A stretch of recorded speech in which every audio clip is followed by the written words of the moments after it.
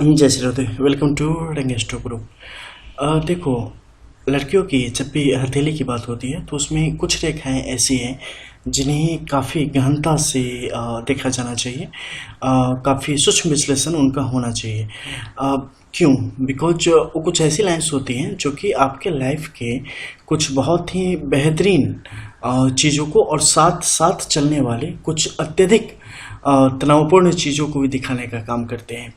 यानी कि कुछ ऐसा जो कि आपको काफ़ी तकलीफ भी देता है लेकिन आपको काफ़ी सुकून भी मिलता है क्योंकि आपके सपने पूरे हो रहे होते हैं। तो उन सब रेखाओं के विषय में बात करेंगे और क्यों कोई रेखा ऐसी स्थिति में आपको पहुंचा देती है। देखो, आप कई दफ़े देखेंगे कि सामान्य तौर पे जो भाग्य रेखा आपकी है केतु के क्षेत्र से निकलती है, आगे की तरफ जाती है। एक सामान्य स्थिति है जो कि 80% पाम में आपको दिख जाएंगे। वहीं कुछ हथेली है जिसमें दो जगह से दिखेंगी, यानी कि आपके मून के ऊपर के माउंट से भी, जैसे कि इस हथेली में है, और साथ ही केतु के माउंट के ऊपर से भी। और कुछ ऐसी हथेली में है जिसमें सिर्फ एक ही है, या तो यहाँ से या यहाँ से। अब इसमें क्या हो जाता है, इसमें भी भेद है। जब यहाँ से होगी एक सामान्य स्थिति होती है, ये किस तरीके से आगे बढ़ी है, छोटी हो या बड़ी हो उससे फर्क नहीं है, इसमें कितनी एनर्जी है ये महत्वपूर्ण है। ठीक है, जैसे कि कोई 6 फीट का बंदा हो और कोई 4 फीट का हो, इससे उसके टैलेंट पे असर नहीं पड़ता। उसी तरीके से छोटा बड़ा होने से यहाँ पे ज़्यादा इश्यूज नहीं है, बस उसके तरीके बदल जाते हैं कि चीज़ें किस तरीके से होंगी नहीं होंगी। अब यहाँ पे क्या है कि चंद्र से लेकर निकलती है तो उसके कुछ खास मकसद होते हैं, ये आम नहीं होती है। ठीक है, अगर किसी पुरुष के हथेली में है तो इसके बहुत सारे कारण हैं। चंद्र और स्त्री पक्ष से संबंधित कार्य, योजना, भाव वगैरह की प्रकृति को दर्शाने का काम करता है। लेकिन अगर स्त्री की हथेली में है तो इसके बहुत सारे कारण हो जाते हैं। सबसे पहले देखो, ऐसे लोग घर बैठने वाले नहीं होते, इनके लिए इनका करियर महत्वपूर्ण होता है।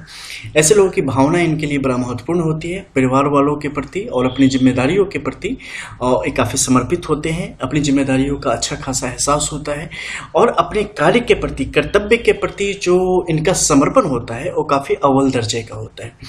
और बचपन से ही काफ़ी कुशाग्र और मेधावी प्रवृत्ति के ऐसे लोग होते हैं। इसके अलावा अब इन रेखाओं के द्वारा समझेंगे आप कि रेखाओं के कैसे भेद से क्या होता है। जैसे कि ये रेखा यहाँ पे आप देख रहे हैं कि इस छोर से निकली है और छोटे छोटे डॉट्स के साथ ही आगे की तरफ बढ़ी है, मध्य में आके पीछे की तरफ थोड़ा सा गई है, फिर ऊपर की तरफ निकलती हुई चली गई है और ये सीधे सैटर्न के माउंट तक पहुंच गई है।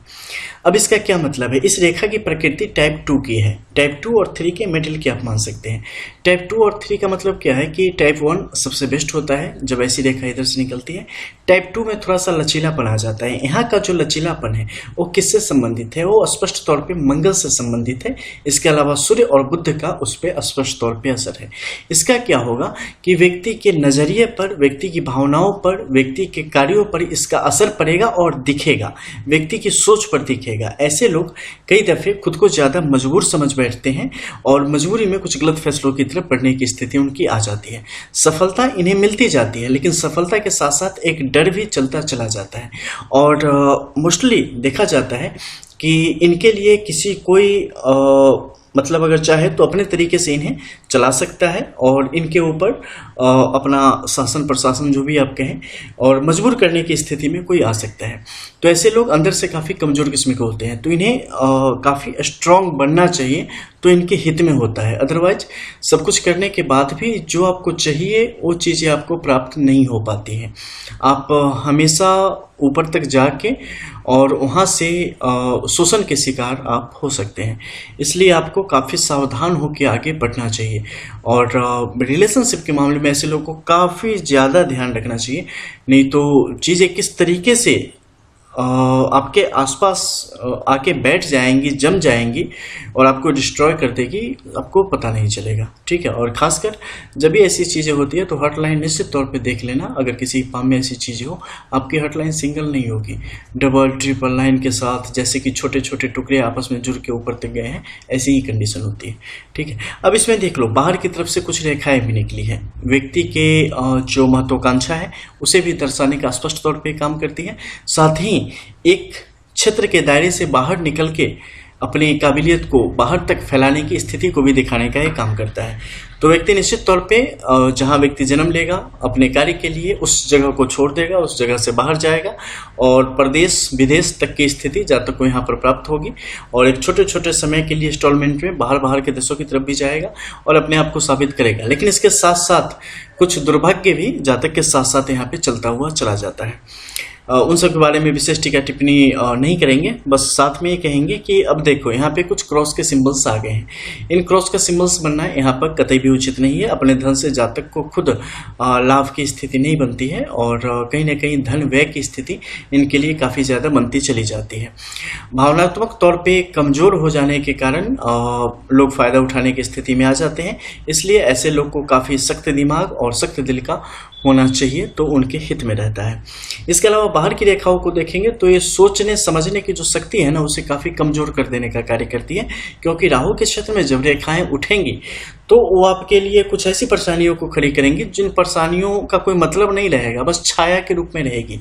लेकिन उन्हें आपके सामने दिखाया कुछ इस तरीके से जाएगा जैसे कि एक बड़ी परेशानी है और कोई इनेमी उन परेशानियों को आके दूर करेगा और उसके बाद आपके लिए परिस्थितियाँ असल में तब मुश्किल होनी शुरू होंगी और आपका शोषण होना वहाँ से शुरू होता है, मानसिक वगैरह एटसेट्रा हर तरीके से।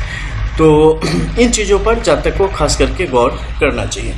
इसके अलावा देखो मंगल की इस स्थिति से क्या है, ये है आंतरिक तौर पे व्यक्ति के अंदर गर्मी को बढ़ाने का काम करता है, मानसिक तौर पे भी बढ़ाने का काम करता है।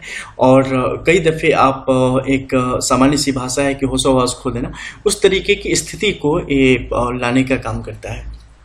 इसके अलावा आंतरिक तौर पे जो आपकी शक्ति है उसका ह्रास स्पष्ट तौर पे करता चला जाता है।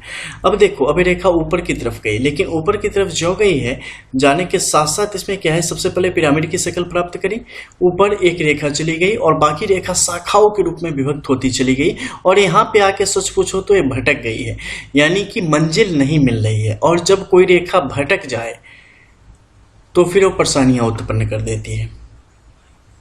ठीक है, पानी लिमिट में ठीक है, लेकिन एक दायरे से बाहर आ जाता है तो बाढ़ ला देता है। एक नॉर्मल पौधा ठीक है, लेकिन वो बहुत ज़्यादा जब उसकी टहनियाँ फेंकने लगती है तो अगल बगल वालों को परेशानी हो जाती है, फिर उसे काट दिया जाता है। ठीक है, तो ये उस स्थिति को प्राप्त कर रही है जो कि डिस्ट्रॉय करने की तरफ जाएगी लेके।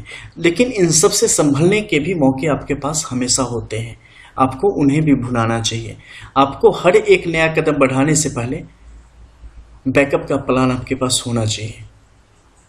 आपको किसी भी चीज़ के लिए शॉर्ट टर्म में नहीं सोचना चाहिए, दूरगामी सोचना चाहिए कि इसका प्रभाव इस रूप में क्या दिखेगा और आफ्टर 10 ईयर्स क्या दिखेगा और आफ्टर मैनी ईयर्स और मैनी डेज क्या दिखेगा, इस तरीके से देखने पे क्या दिखेगा, दुनिया के नज़रिए से क्या दिखेगा।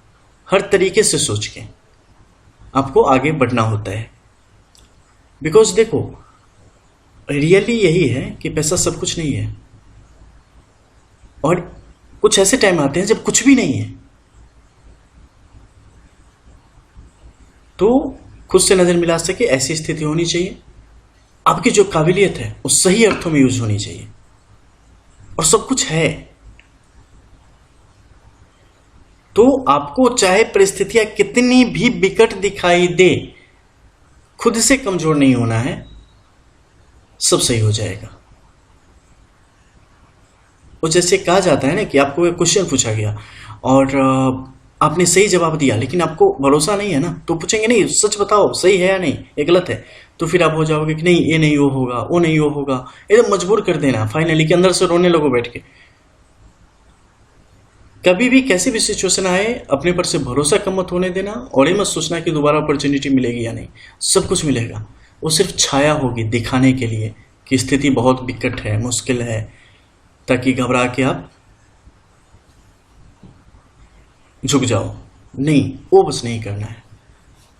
जल्दी अंधेरा छटेगा और सनराइज होगा जस्ट सेकेंडों में, इसलिए उन चीज़ों को करना चाहिए ऐसे लोगों को। ऐसे लोग अगर मानसिक तौर पे मजबूत हो जाएंगे तो इनकी ज़िंदगी इन्हें इतना कुछ देती है जितना आपने सपने भी नहीं सोचा होगा। लेकिन अगर आप आंतरिक तौर पे कमज़ोर हो गए तो सब कुछ मिलने के बाद भी आपको उससे कुछ नहीं मिलेगा, दुनिया उसका फ़ायदा लेगी। और एक बात, किस्मत आपके साथ होती है, मिलने को सब कुछ मिलता है। मिलते हैं फिर। जय जय श्री राधे।